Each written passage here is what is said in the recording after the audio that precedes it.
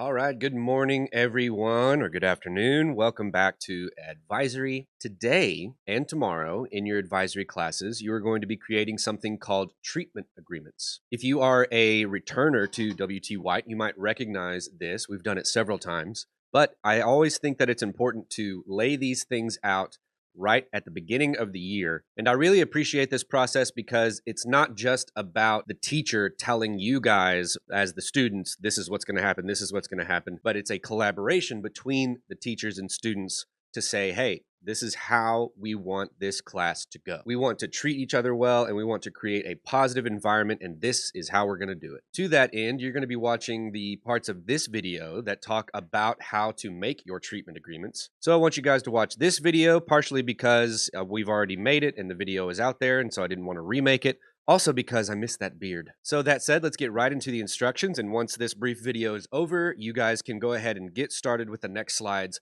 and creating your treatment agreements in your advisory classroom. I want to start with this quote from Maya Angelou, who's a renowned writer and activist. She said, "People will forget what you said, people will forget what you did, but people will never forget how you made them feel." How you make people feel is all about how you treat them whenever you come into contact with them.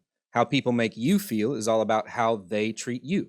And so if we want to be a good friend or a good student or a good employee at a company or really just a good person in general, we have to think very intently about how we are treating each other, how we treat others and how they treat us. So there are really four main parts to a treatment agreement. And these first three represent all of the different types of relationships within a classroom environment.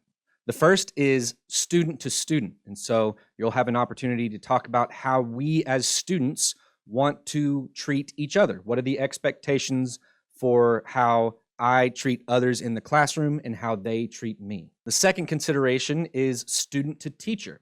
What does it look like for the students to treat the teacher well? Which is very important because even though they are the teacher and the authority and the adult in the room, they still have feelings and they still are a person. And so we still want to be intentional about how we want to treat them. The third consideration is teacher to student. You as a student will have a say in how you expect the teacher to treat you as the student.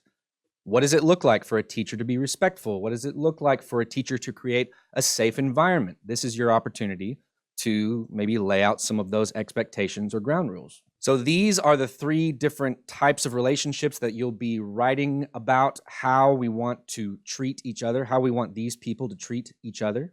And the last question that your class as a whole needs to answer is, what do we do to make it right when those things don't happen? Everybody in the classroom is a human, and humans make mistakes. Instead of avoiding those mistakes or sweeping them under the rug, we want to be able to learn from them.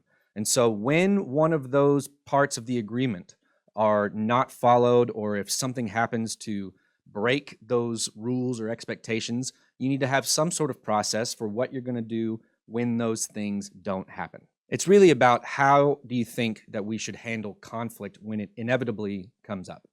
And by the end of the process, your treatment agreement should look something similar to this. You might have some version of this hanging up in the classroom. If you don't, you definitely should, because I think it's important for folks to look up on the wall and see, oh yeah, that's what we agreed upon. This is what we've already talked about. This is how folks should be in this class. There is a process for you in the slides after this video, so go ahead and start on that. Be good to yourself and others, and I'll talk to you real soon.